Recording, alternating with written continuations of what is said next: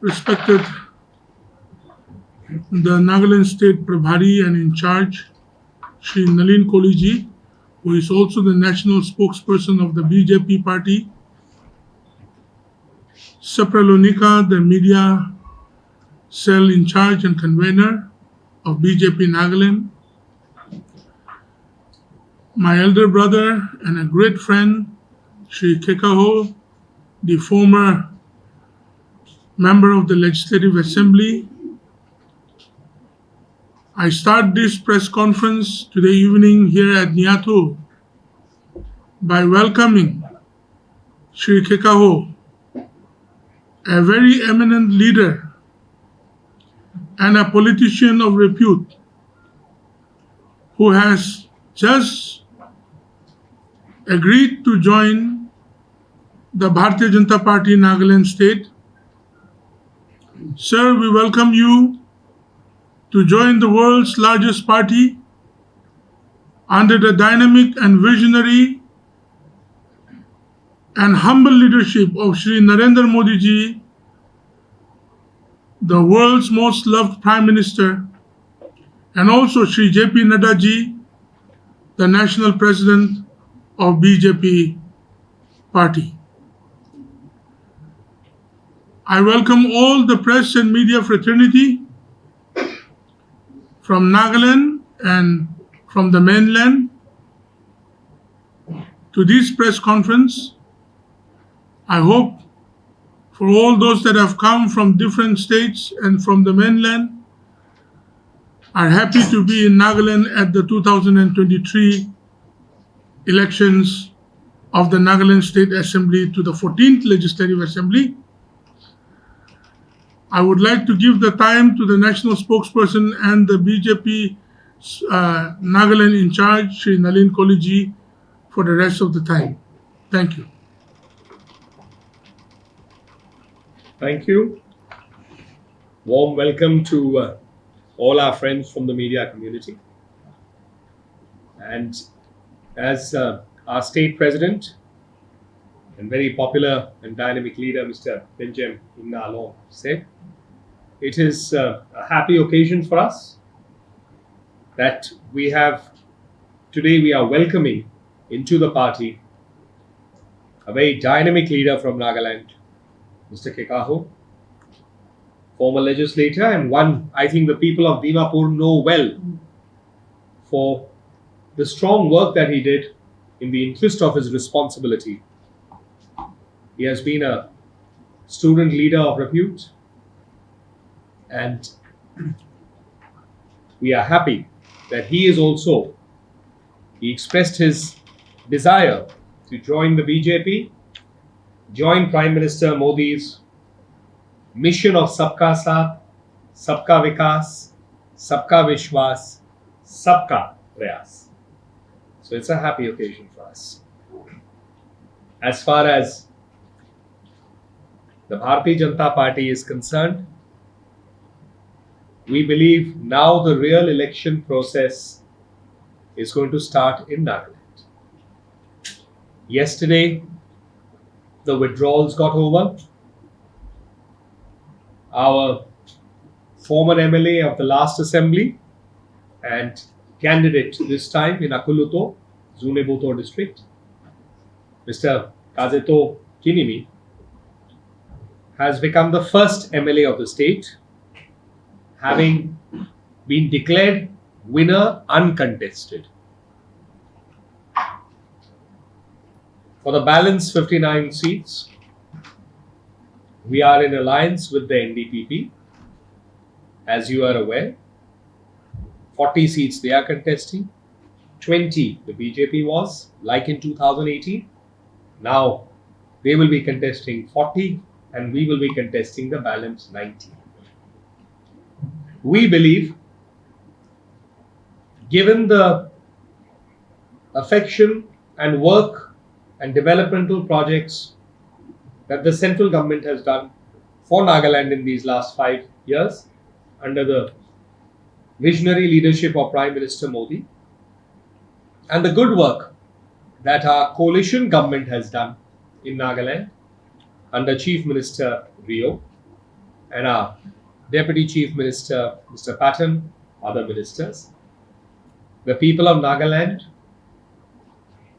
would bless this government to form a new government again in this election and continue the good work of a double engine government. What we call double engine Sarkar. In Delhi under Prime Minister Modi, and here in the state under Chief Minister Rio and our other leaders. We believe this is the agenda, which is development,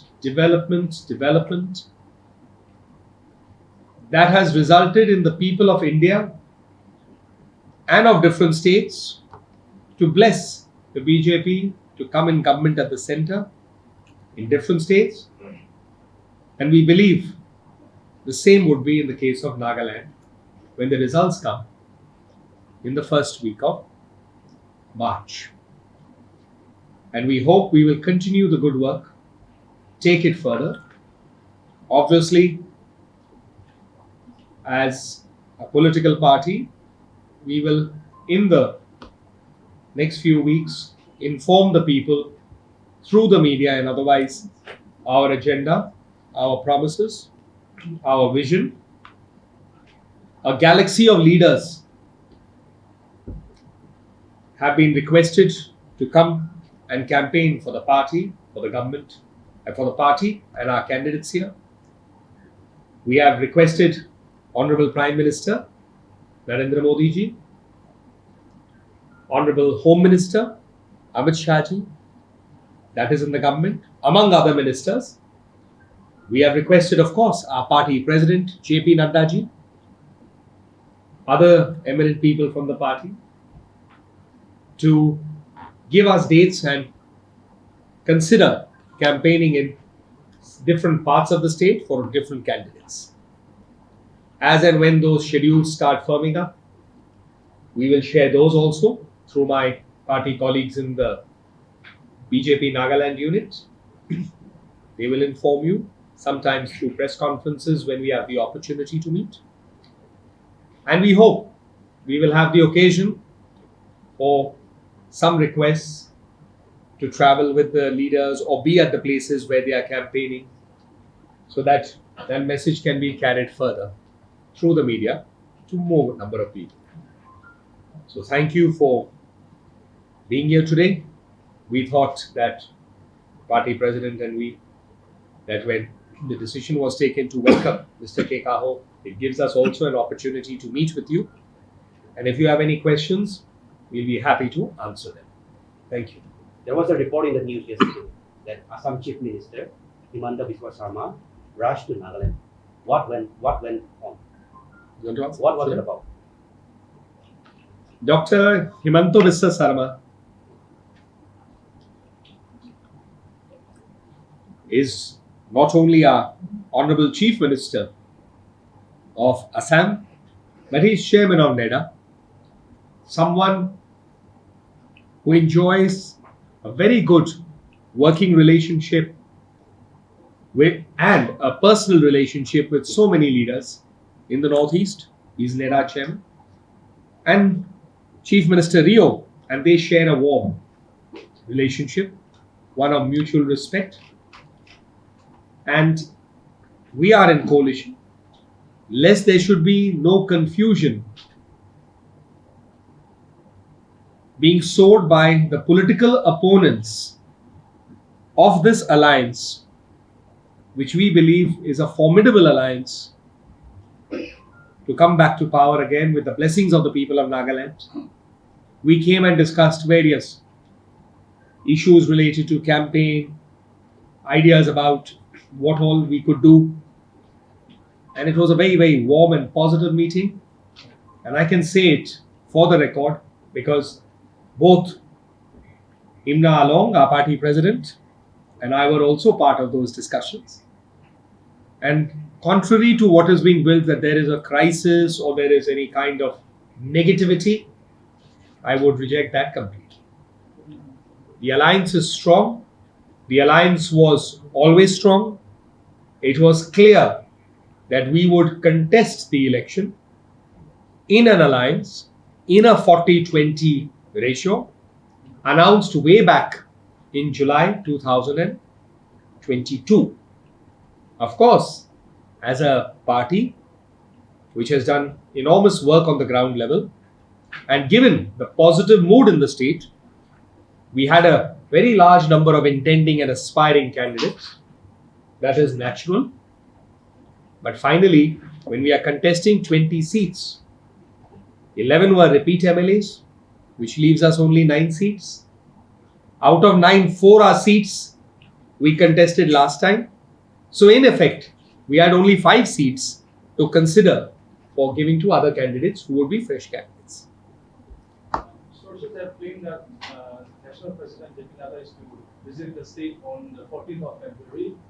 Can you confirm that? And so also, can you kindly give us a tentative date when Prime Minister Modi will be coming? We have requested for Prime Minister Modi's program. We have elections in 3 states. Of course, Tripura will end first because the polling is on 16. But Nagaland and Meghalaya, both are going to continue till the 27th. So those things are being worked out because Honorable Prime Minister, when he travels, all of this will be taken into consideration. We are very hopeful because we know how popular Prime Minister Modi is. And last time also he came to Nagaland. So we are very hopeful that our request will be considered. Dates we should know in maybe next week or something like that. We will share that. With regard to Party President JP Nadda, we are in touch in his office and he's certainly going to be coming next week. But of course, we are fine-tuning a few aspects. I think by tomorrow is Sunday, but by Monday morning, we should have full clarity with regard to details of his visits. We'll definitely share that. When are you releasing the manifesto? That is exactly what we are speaking with the Honorable Party President, National President, Mr. JP Nadda, because the manifesto is released by the Party President. So we are just working out his travel dates, etc. The ideas in terms of printing. I'm talking in terms of routine stuff. But his dates, of course, his office will tell us hopefully by today evening, maximum tomorrow. That's why I said it's going to happen very shortly, but I'm resisting giving you a specific date today because being a media person myself in the past, you give a date, if there's a change, they'll say, kya ho gaya? So it's nothing like that. Achha, this is for the state president. Very good. I was hoping somebody would ask. The Congress has been going on a media fix. It's been executing the BJP-NDPP combined, failing on its promises, development promises, and also failing on the governance side of things. So, and meanwhile, the BJP has been silent. So, does this silence imply that it's an admission of guilt? I'll also speak up. That's a very positive note for the Congress to be, politicking.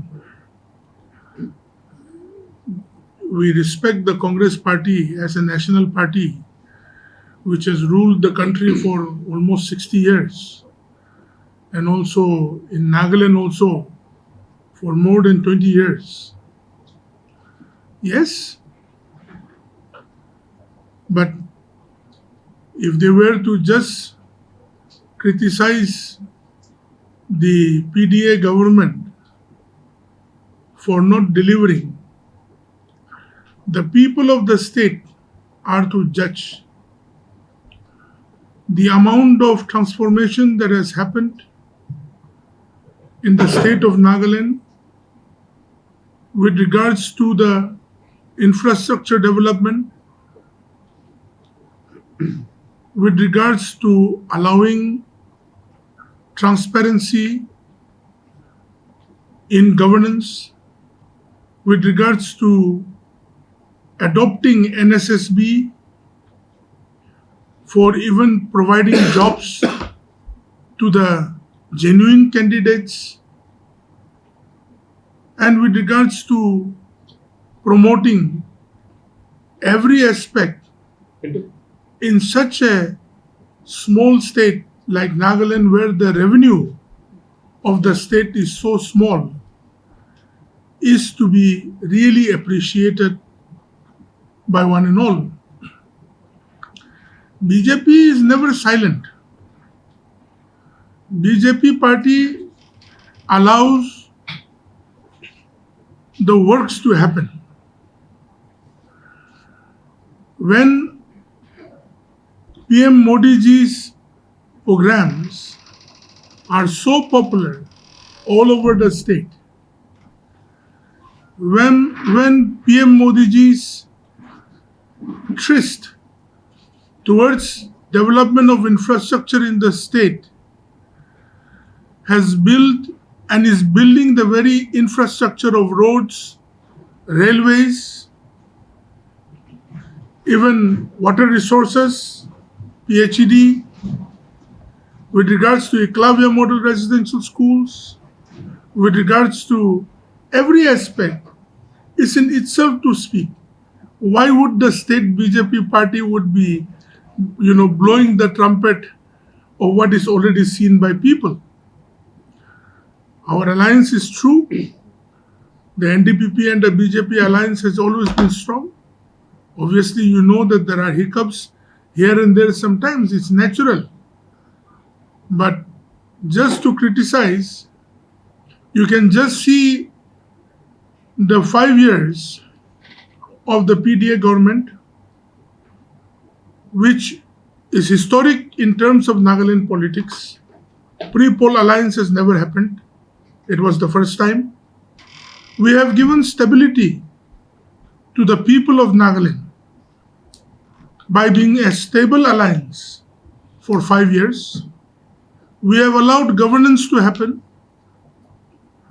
We have allowed infrastructure development to start its journey in a new facet. And I think there is hope in the PDA alliance to further carry it forward, to see it grow from shoulder to shoulder, so that we can gain the confidence of all the people, including the Congress party in Nagaland. I will also add to what my state president has said. There's a difference between the Congress party's model and the BJP and its coalition partners' model. Their model is based on power. Ours is based on serving the people. Their model is based on criticism for the sake of criticism. Ours is based in performance, making sure that development and schemes reach the intended beneficiaries. And in Nagaland, their model of campaigning is based on press conferences and criticizing the BJP PDA. Ours is based on going up to the booth level and interacting with the voters through our candidates and our party karyakartas. We have no complaint if they want to continue with their model. As far as we are concerned, Prime Minister Modi has shown the difference of what is in our model and their model over the last 8 years. And Chief Minister Rio and the BJP in coalition have shown the same in Nagaland. Development has been a big issue in Nagaland, right? So, what does BJP do achieve if they come to power? On what issue? Development has been a big issue in Nagaland. So, what does BJP seem to achieve if they were in power, since there would be a minority partner in all the schemes? In fairness, we have been equal partners in government. Honorable Chief Minister Rio, and we have Deputy Chief Minister Patel, and we have 6 ministers each. And we are equal in the vision for Nagaland. Contesting less seats is a political understanding between coalition partners. But that does not make us major or minor partners. We are partners with one common agenda serving the people of Nagaland and bringing more development and schemes to Nagaland. Sir, so speaking about the sports scenery in Nagaland, a lot of the press people here has also covered a lot of youths who has brought laurels to the state in different types of sports, sir. And also Imphal is now having its has already had its first sports university, sir. So this time in your Sankalp Patra, that is the manifesto, sir. Would you focus on the youth and like youth and the sports arena this time, sir? So, I will of course not give you any specifics because that is part of the process of what we would announce on the due date. But what I can tell you is 3-4 things. Sports is very close to the heart of our Prime Minister. I think you have seen that. Prime Minister Modi always is in touch with sports persons, encouraging them. We have had schemes like Khelo India, which is to encourage sports. We have promoted sports, stood with our sports persons, whether they win or lose, because we are very proud of them. And the Northeast has enormous talent. Enormous talent. I think that is recognized. That's how you also refer to the sports university. Needless to say, our government focuses on opportunities for the youth and enabling the youth to excel. Our Prime Minister Modi's model of governance and development is not based on dole. It is about empowerment. And certainly, as you know, Prime Minister Modi speaks of New India. He speaks of the 100 years, Amrit Kal that we call it, of independence. How can it be without the youth? And harnessing their potential and giving them opportunity to excel. Recently, the Janjati Dharma Sanskriti Suraksha Manch, an organization based in Guwahati. This organization has demanded for delisting of tribals who have converted to any other religion other than Hinduism. So, I mean, Nagaland state is dominated by tribal communities. What now as the BJP has to say on this? Do you support this? Is the demand of this organization justified? Who's this organization? I've never heard of them. So how is the BJP concerned? What? This is nowhere close to any of our agenda. I'm 20 years in the party. I've never heard of this organization. This may be a conspiracy by maybe the Congress party or somebody else to somehow tarnish the BJP. Who knows? I'm saying it for the record. You can take it. It's my official answer. I've never heard with this organization, never met with this organization in the 20 years that I've been in the BJP, and certainly not the BJP agenda. And But it certainly fits to be, let me finish, I know you're being briefed. So, certainly not our agenda. You should, as that organization, we believe in the Constitution. The Constitution, as a lawyer, I'll inform you, as Article 19. Article 19 gives freedom of speech and expression. If somebody has a point of view, they are entitled to that. That is not our point of view.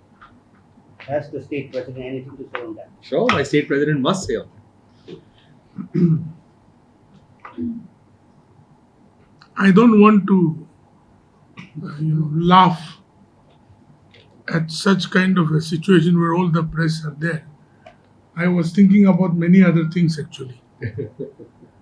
See, we know that our country, India, is a democratic country where the national spokesperson has already spoken.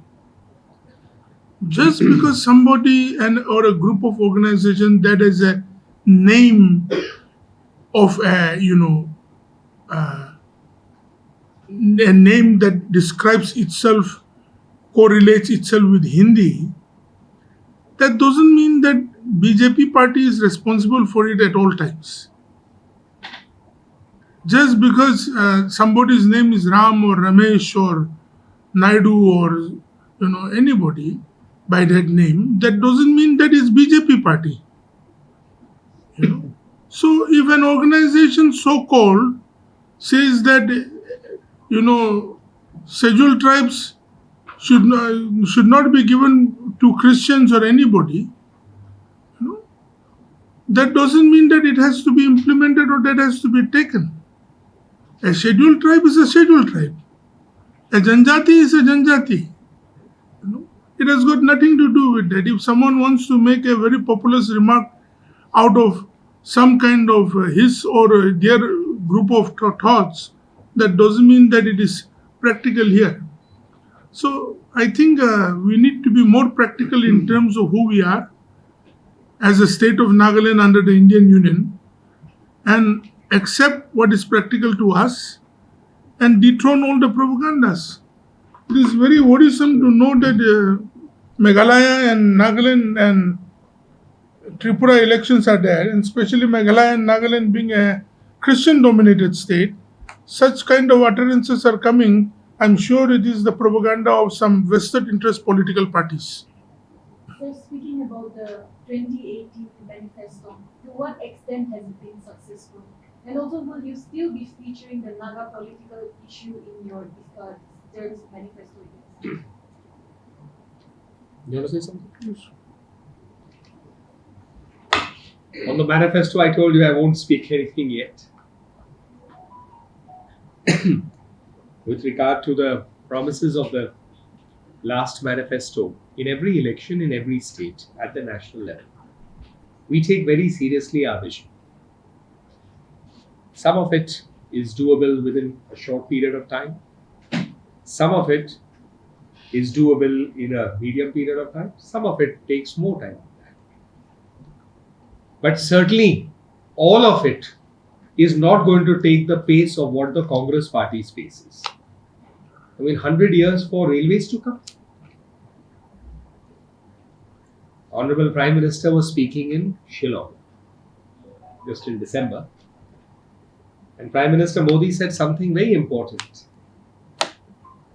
He said that in the preceding period before he became Prime Minister, which means up to 2014, total funds for development in the Northeast for infrastructure was less than 2 lakh crores. And since Prime Minister Modi has come to government in 2014 till now, in 8.5 years, more than 7 lakh crores has come for infrastructure development. As Prime Minister, he has visited Northeast more than 50 times, which is more than all Prime Ministers before him ever coming to the Northeast. Some did not come at all. And more than 400 visits by Union Ministers. Northeast is special to us. It is not a look East policy, now it has become an act East policy under Prime Minister Modi. And for us, our only agenda is development, development, development, and that is what is our positive agenda, which distinguishes us from other political parties. So can you also speak on the growing issue that is in regards to the land encroachment of the railways in Dimapur? So there has been very much talks going on whether the state government should be the one that should compensate the land encroachers, or the railway should be the one that should compensate on the land encroachers. So what would your party comment on this? Whether is it necessary that the state government should compensate the land encroachers, or there should be no compensation? And also, there has been, the Supreme Court has also given out the order that encroachers should be evicted. However, there are ongoing cases where the encroachers are sitting and claiming that they have the official land records now. So what do you have to say on that? What does your party say? That is for the government to look at after the elections. It's not an election or a political issue. And when elections are on, we have to be very careful of what we say with regard to such issues, because it should not be seen as an indirect allurement or something like that. We have to be very careful. So really, I would not answer that, at least today. This answer can certainly happen after the voting on 27th. Sir, I will just add up one more questions to my colleague. So it is an assurance by the Union Minister of Railways that Nagaland will have a world-class railway station by 2024. The project should have been initiated by 2022. But one of the issues of ongoing land encroachment the things and matters have not been finalized. But can the BJP government assure that Nagaland will have a world-class railway station? We are the ones who bought the railways to Nagaland in the real sense. So everything that goes with that has to follow. And since one more question, since it's a double-engine circle, NDPP and BJP is equally responsible for all the ongoing progressive governance. So I have one more question. Since the BJP has all of the youth, when Nagaland will get to see the state stadium, which is in DC court, completed, and the young people playing under the platform of Paul Stadium? That is something I will certainly personally take up at the appropriate time, because that is something I personally can relate to. So I thank you for that input. And just in addition to that, sir, Ah. yes, when the people of Moon District will see the medical college completed?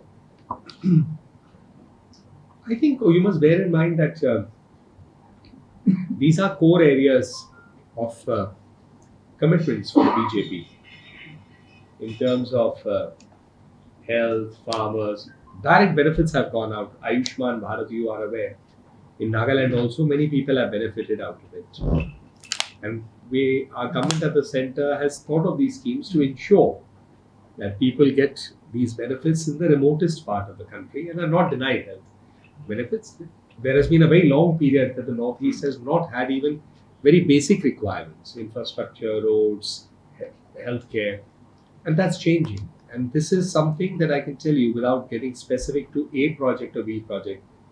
Our projects are monitored in the central government, whatever is with central government funds, on an implementation basis. That's why you've had more than 400 visits by ministers.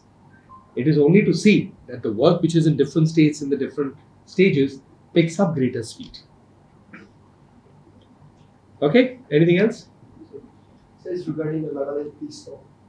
So Why don't you say something now? it is a unique topic which has not been solved for almost. Yes, but by and large, I would say that there has been peace in Nagaland.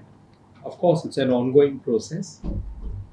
And it's a process which obviously is in the right direction. That's how we see peace also.